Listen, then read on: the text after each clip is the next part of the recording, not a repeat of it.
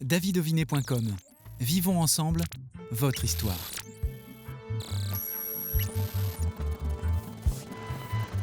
Two, three, four.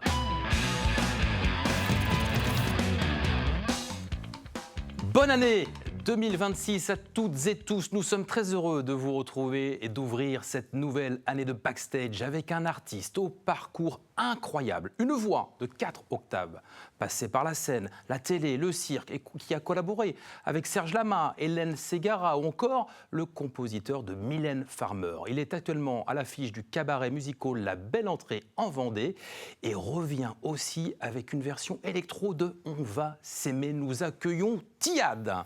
Bonjour. Salut Tiyad. Salut David. Et bonne année. Ben oui, bonne année, effectivement. Qu'est-ce qu'on peut te souhaiter pour cette année 2026 ? De continuer à pouvoir chanter pour pouvoir encore plus donner du bonheur aux gens. Ça, tu en donnes du plaisir. Tu en donnes à chaque fois que l'on t'entend. Et tu vas nous en donner tout à l'heure. Lors du live, tu as décidé, choisi de nous interpréter Mes parents tout à l'heure. Pourquoi ce titre ? C'est, on va dire, la genèse de mon histoire, de ma vie. C'est ce qui raconte justement le départ et puis tout l'amour que j'avais pour eux, en fait. Voilà. Donc c'est un message de remerciement, cette chanson. Donc c'est génial de pouvoir l'interpréter en plus ici à TV Vendée, quoi. Un message de remerciement pour, là aussi, l'amour qu'ils t'ont apporté. Avec cette histoire particulière te concernant, une histoire qui est aussi quelque chose, on va dire, d'exceptionnel. Tu es né en 1979. Est-ce que tu peux nous raconter les débuts de ta vie rapidement ? Alors, je suis né en 1979 et j'ai été retrouvé dans un sac par une religieuse dans une ruelle de Beyrouth. À l'époque, c'était la guerre au Liban en 1979. Et j'ai été adopté par une famille française. Quelques semaines plus tard, je suis arrivé en France, à Tours plus précisément.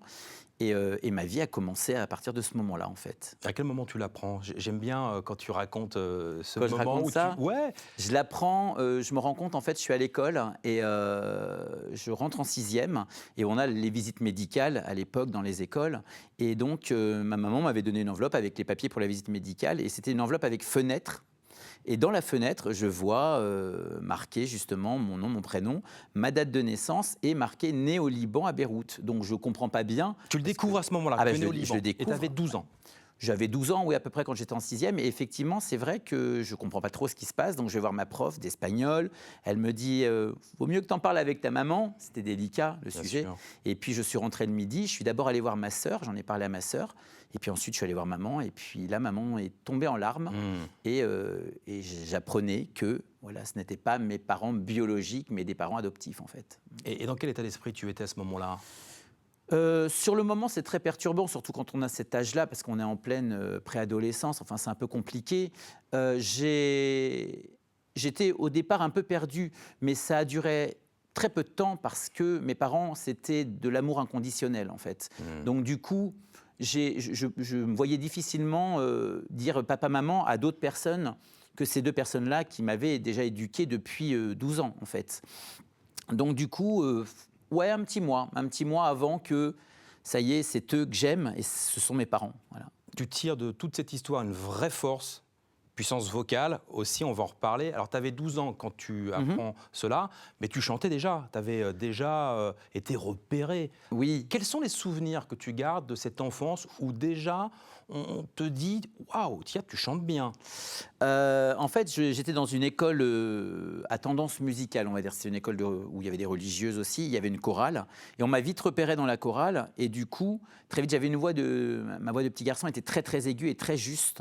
Et du coup, très vite, le directeur de la chorale, qui était le directeur de l'établissement, m'a mis un peu plus en avant, on va dire, pour pouvoir chanter. Et voilà, et c'est là que tout l'esprit musical, en tout cas, a commencé à s'intégrer en moi, en fait. Et puis après, tu continues ce parcours d'adolescent, de jeune adulte. Tu gagnes un premier concours à 18 ans, je crois, ce qui te permet de chanter avec les Poetic Lovers. Ouais, alors non, je gagne un concours de chant, c'était à Tours, hein, et c'était un gros concours qui était organisé. Les Poetic Lovers, c'est par rapport à une émission de télé qui s'appelait Qui est qui, Avec présentée Marie-Ange par Marie-Ange Nardi. Ton premier cachet. Alors je oui, crois. voilà, exactement, c'est ça. Et en fait, j'ai commencé, ma première télé, ça a été ça avec le groupe Poetic Lover. Ouais. Et tu avais 18 ans. Donc, suite à ce concours que tu gagnes, et alors là, est-ce que tu te dis, bon, bah, ça y est, je suis à la télé, j'ai 18 ans, les Poetic Lovers qui avaient le vent en poupe à ce moment-là, tu te dis, ça y est, je vais y aller, je vais réussir dans une vie artistique. Ouais, ça sera. Alors, j'en avais envie, mais c'était pas facile. On n'avait pas toutes les mêmes méthodes qu'on a aujourd'hui. Les émissions de télé n'existaient pas, Internet n'était pas encore là. Donc, c'était pas facile d'accéder à ce métier-là. Donc, a fallu que je bosse un petit peu, que je roule ma bosse, on va dire. Voilà, Tu as roulé tellement ta bosse qu'elle t'a amené auprès d'Hélène Ségara. Oui, tout à fait. Ouais, mais alors, non seulement tu l'as vue, mais tu as chanté avec. Oui. Comme certains rêvent de faire une première partie. Non, toi, c'est un duo. Ouais, Comment alors c'est arrivé, on a la première fois qu'on s'est rencontré avec Hélène, c'était au Zénith d'Orléans en fait. C'était lors d'un concours de chant. Elle avait invité des jeunes artistes en fait. Il y avait eu un concours qui avait été organisé et ceux qui gagnaient le concours chantaient avec Hélène Ségara. On était 3 à l'avoir fait, D'accord. dont moi. Donc du coup voilà, c'était la première fois que je chantais Vivo Perleil, première grande scène et puis avec une artiste comme Hélène en plus. Et puis Hélène, on se reverra beaucoup plus tard où là on deviendra amis et on fera plusieurs scènes ensemble, mais quelques années plus tard. Tu es toujours en contact avec elle? Ça fait un petit moment que je l'ai pas revue, Hélène, mais quand on se revoit à chaque fois, c'est comme si c'était hier, en fait. Voilà, Il y a un lien. comme de nombreux artistes. Indéfectible. Ouais, tout à fait. J'oublie pas qu'Hélène a été là pour me mettre en avant aussi au départ. Voilà, elle aimait beaucoup. Elle a mis beaucoup d'artistes en avant, Hélène Ségara. Et c'est vrai que ça, moi, j'oublie pas les gens qui m'ont aidé, en fait. Il y en a beaucoup qui t'ont aidé dans ta Oui. carrière, ça c'est incroyable parce qu'on démarre par Hélène Ségara, mais après il y a Yves Gilbert qui arrive. Ah, oui. Yves Gilbert, présente-nous rapidement Yves Gilbert. Qui Yves Gilbert, est-il? c'est le compositeur et pianiste de Serge Lama. Serge C'est Lama, entre autres autre lui. nom. Oui, voilà, Ouais. c'est entre autres Yves Gilbert qui a fait d'Aventure en Aventure, Les Ballons Rouges, tout le spectacle Napoléon aussi. C'est lui qui a composé toutes ces chansons-là, en fait. Ouais. Donc, tu travailles avec Serge Lama. Après, Alors, en fait, Yves Gilbert me présente Serge Lama et je coécris avec Serge Lama, en fait, quelques textes de mon premier album. Oui, tout à fait. on continue dans les grands noms Ouais. avec Mylène Farmer, mais là c'est le compositeur avec lequel tu travailles. Tout à fait, ouais, avec qui je collabore encore d'ailleurs parfois, toujours. C'est Jean-Claude Dequéan qui est le compositeur de Libertine et le co-arrangeur avec Laurent Boutonnat de l'album Cendre de Lune pour Mylène Farmer. Et je rencontre à la même époque par Yves Gilbert, par le biais d'Yves Gilbert, je rencontre Jean-Claude Dequéan et il travaillera sur mes albums et puis sur d'autres projets qu'on a fait ensemble aussi par la suite, quoi, ouais. Ça n'arrête pas au niveau des noms qui sonnent. Alexis Gruz, dans un autre registre, Plus tu as tard, travaillé pour le cirque. Ouais. Tu as été Monsieur Loyal. Chanteur et Monsieur Loyal, Et ouais, ça c'était une expérience formidable aussi avec Alexis et Anargoul Grus à Orléans. C'était vraiment ces deux personnes que j'adore et ça a été une expérience formidable aussi dans un autre domaine, mais une expérience formidable. Ouais. De la scène, du cirque, de la télévision, les mystères de l'amour. Ouais, aussi. Où tu as un rôle. Ouais, le rôle du docteur Spatzer en fait, ouais. Qu'on voit de Tout à temps en fait, temps. J'avais envie de participer à ça et j'étais très copain avec Jackie du Club Dorothée. Et c'est par Jackie que j'ai eu en fait le contact ensuite par un autre, maintenant qui est un ami, qui s'appelle Ludo Lestavel, qui s'occupe de l'équipe casting des Mystères de l'amour. Et tout ça, c'est l'équipe de Jean-Luc Azoulay. Et j'ai pu effectivement avoir cette chance-là aussi de découvrir la partie série, comédie et tout ça, quoi. Ouais, tout à fait. La radio également, Aussi. tu es chroniqueur. Ouais, alors j'ai fait des chroniques. Maintenant, j'en fais beaucoup plus rarement. Là, j'en fais une fin de mois. Je suis très content d'y retourner. C'est chez Ici Touraine, Oui. voilà, où j'ai été effectivement pendant 2-3 ans invité régulièrement à faire des chroniques. Ouais, tout à fait. Tu fais également les chœurs pour Les Enfoirés, lors Ouais. des sorties de CD. Alors ouais, voilà, c'est du renfort de chœur qui est fait sur les albums. Je ne suis pas sur le plateau des Enfoirés. Ça se passe en studio, ça, en fait, quoi. Où est-ce que tu aimes te produire? On a cité tellement d'endroits, tu es capable de faire tellement de choses, un véritable caméléon. Où est-ce que tu te sens le mieux? Sur scène. Il y a pas, c'est l'endroit prioritaire où j'ai envie d'être, la scène. Voilà, j'adore le studio, j'adore la radio, j'adore faire de la télé, mais c'est vrai que je prends moins mon pied en télé que quand je suis vraiment sur scène. Sur scène, c'est là où les gens sont là. On n'est pas dans du virtuel, on n'est pas dans... Il y a des gens devant vous, vous êtes là, et c'est là où l'échange se passe et se crée, quoi. On a cité plein de grands noms, on peut citer aussi Richard Cross, Oui. qui t'a apporté beaucoup. Richard Cross, c'est un ami de longue date maintenant, de 25 ans. Mais Richard Cross, il a été là à des moments de ma vie et il m'a apporté des piliers qui me servent encore aujourd'hui dans mon travail de chanteur très régulièrement. Et là encore, dernièrement, je suis allé le voir pour qu'il me réajuste vocalement parce qu'il y avait des petites choses qui s'étaient installées qui n'étaient pas correctes. Donc il faut... le métier de chanteur, c'est aussi avoir le regard de l'autre et puis... ne jamais trop s'endormir sur ses lauriers. C'est-à-dire des cours de chant, pour moi, c'est toute une vie. C'est pas, on se dit pas à un moment donné, on a une technique et hop, on arrête. Non, parce que la voix bouge, parce qu'on vieillit, parce que le larynx bouge aussi avec l'âge et qu'on a besoin d'aller voir des gens qui vont vous réajuster par rapport à comment vous évoluez au niveau de votre voix, en fait. Ta voix qui te permet d'aller sur 4 octaves, c'est pas donné à tous et toutes. Non, c'est sûr. Alors aujourd'hui, on va aller, on va dire un peu plus, 3 octaves et demie, parce que c'est vrai que 4 octaves, je dis en vieillissant, la voix forcément bouge un peu aussi. Et puis, c'est bien beau d'avoir 4 octaves, mais il faut voir après, dans ces octaves-là, qu'est-ce que tu utilises vraiment, qu'est-ce qui est vraiment beau. Au-delà de ce qu'on est capable de faire au niveau sonorité, j'ai toujours plus travaillé sur 3 octaves et demie en fait, quoi. En 2022, tu sors Un jour parfait, c'est un EP, et on entend bien ta puissance vocale, notamment sur le titre de SOS d'un terrien en détresse. Il y a eu Balavoine, évidemment, il y a eu Grégory Le Marchal, et je vous invite à écouter Tiad. Merci. Ah ouais, quelle reprise! Cette reprise, en fait, c'était pas du tout prévu. Je l'ai enregistrée le jour où je suis allé en studio pour enregistrer un autre titre de l'album qui était Parlé à mon père.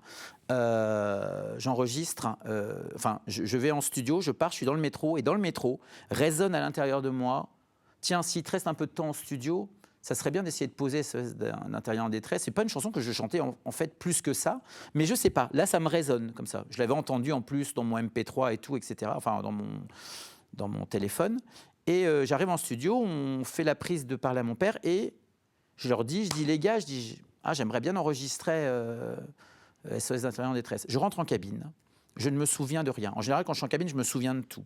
Je ne me souviens de rien, je ressors de la cabine, et là, je vois donc Fred Damon, qui est le manager du studio où je travaille, le studio haut de gamme à Paris, et Gérard Capaldi, qui est d'ailleurs le compositeur de Un jour parfait, qui me regarde comme ça en me disant « Mais qu'est-ce que tu nous as fait là ? C'était incroyable cette version !» Et on écoute la version, et là je me dis « Waouh !» Et là on invite, donc il y avait Tai Tai qui est l'ancien preneur de son de Céline Dion de son premier album, il y avait Thierry Communal qui est le directeur du studio, tout ça, qui viennent tous et puis qui me disent « Mais elle est formidable ta version !» Et du coup, j'ai décidé de la garder avec ces quelques petites imperfections, mais c'est presque un one-shot. Donc j'avais une certaine fierté de me dire « Waouh, j'ai réussi à faire SOS d'un terrien en détresse déjà », et puis presque en one-shot, quoi, voilà. Donc du coup, on n'a absolument rien retouché dessus et on l'a mise telle quelle sur l'album. Je ne voulais pas qu'on y touche, on l'a mise telle quelle sur l'album. C'est vraiment la prise de studio sans retouche. Quel message tu voulais faire passer dans cet album, Un jour parfait ? C'est un message de plein de choses, de tolérance, de vivre ensemble. Pour moi, c'est hyper important. Je le dis souvent, j'ai l'impression qu'on est dans un monde qui est de plus en plus individualiste. Mais non, il faut absolument qu'on se prenne par la main, qu'on se soutienne. Ça, c'est vraiment ce que je véhicule sur scène. Mon message, c'est vraiment ça, la tolérance aussi. Et c'est vrai que sur cet album, il y a de tout. Il y a la chanson comme Toi et moi, qui je vais dire, très, très actuelle, avec les guerres, avec tout ça, avec les différences de religion. Enfin, ça parle de tout. Cet album, il est vraiment assez complet, mais je le voulais positif. Je voulais quelque chose qui soit avec un message positif. Positif, tu l'es, et c'est pour ça que tu as sorti en 2024 le titre aussi On va s'aimer. Pourquoi d'ailleurs ? On va s'aimer, c'est venu par rapport à mon arrivée en Vendée, justement, puisque je suis venu m'installer en Vendée pour travailler dans un music-hall qui s'appelle La Belle Entrée, que tout le monde connaît en Vendée, je pense. Oui. Voilà. Et tous les soirs, je chante au pré-show, avant le spectacle, mais je chante dans le spectacle aussi, mais au pré-show. Et au pré-show, j'invite les gens à se lever et je les invite à ça, justement, à se tenir par la main, à être proches les uns des autres, etc. Et je chante On va s'aimer. Et tu les invites tous les soirs. tous les soirs, c'est sur On va s'aimer. Tiens, ben, si on bien écoute sûr. un petit Allez, peu. allons-y.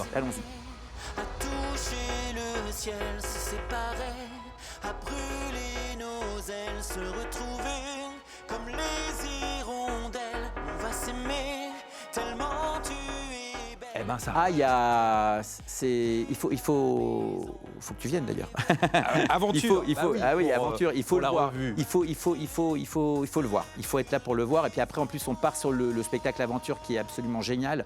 Il y a toute vraiment une espèce de choses qui se passent dans la salle, de vivre ensemble, qu'on arrive à recréer en fait. Et c'est pour ça que je me suis dit, je veux la reprendre, mais peut-être avec une version un peu plus moderne, un peu plus électro en fait, quoi. Elle marche très très bien. Et on a fait ça avec Jérôme Greneche, qui est l'arrangeur qui m'a refait cette version électro en fait. Avec qui t'aimerais chanter, tiens, à l'avenir? Est-ce qu'il y a des duos que tu aimerais réaliser? Peut-être certains vont arriver pour 2026. Oui, alors on est en train de monter un duo avec une chanteuse qui s'appelle Delphine Elbé, qui est une des anciennes choristes de Michel Sardou, de Florent Pagny, de Sylvie Vartan et des albums de Céline Dion aussi. Voilà. Et avec Delphine, on s'est rencontrés il y a quelques mois et on a déjà travaillé ensemble cet été. Et là, on est en train de monter un duo qu'on va faire tourner un petit peu partout en Vendée aussi à partir de 2026. Ouais, tout à fait. Et je crois qu'on va la retrouver, Delphine, aussi dans le spectacle Tellement 90. Oui, alors ça va être partagé entre deux chanteuses, effectivement, ouais, tout à fait. Ouais, Tellement 90, qui est le deuxième spectacle de La Belle Entrée, voilà, qu'il faut découvrir aussi. Mais... Eh bien, bien sûr, avec les réservations qu'on peut aller prendre. C'est tous les mois, le c'est une site. fois par mois, voilà, exactement. La Belle Entrée. Quels sont les rêves qui te restent encore à accomplir, Tiyad? Parce que tu en as quand même vécu beaucoup avec des grands artistes, on a cité tellement de noms. Ma plus grande peur, c'était de me dire, quand j'avais 20-25 ans, c'était de me dire, j'ai pas envie qu'à mes 50 ans, je me dise j'ai raté ma vie. Et aujourd'hui, je n'ai plus du tout ça. Je vais pas dire que j'ai réalisé tous mes rêves, mais j'en ai réalisé beaucoup quand même. Et maintenant, j'ai juste envie de profiter de la vie et de toutes les belles choses qu'elle peut m'amener tous les jours, en fait. Tous les jours qui se lèvent, où j'ouvre les yeux. Moi, je suis quelqu'un qui me dit toujours, par rapport à mon histoire, allez, un jour de plus, ça y est, je vais pouvoir en profiter encore un petit peu plus de cette histoire, quoi. Merci infiniment d'avoir ouvert le bal des émissions de 2026. Avec grand plaisir. Et nous allons désormais t'écouter sur le live et on invite le public à aller retrouver ton actualité sur ton site internet et puis sur l'ensemble de tes réseaux sociaux. Premier live de l'année 2026, Tiyad.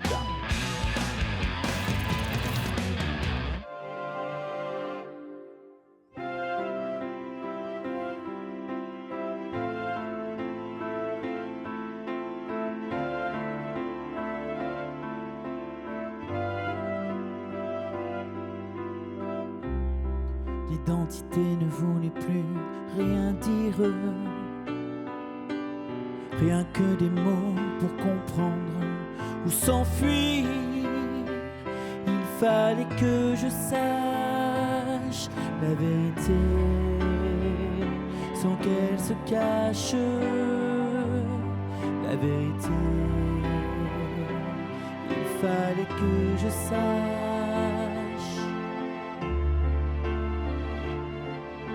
Que je sache,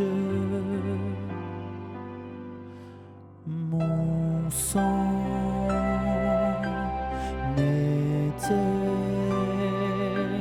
pas dans leurs veines, mais je m'en fous, moi je les aime, ça change rien, c'est différent, je les appelle mes parents, je leur dois la vie à présent. Ils m'ont donné tant d'amour en partage pour que j'ai du bonheur en héritage. C'est vrai, je les adore en vérité.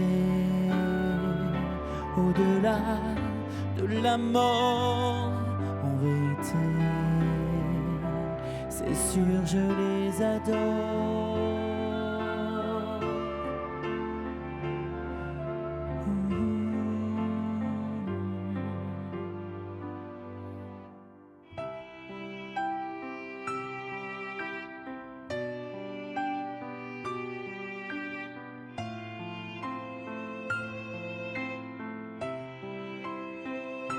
mais je m'en fous, moi, je les aime.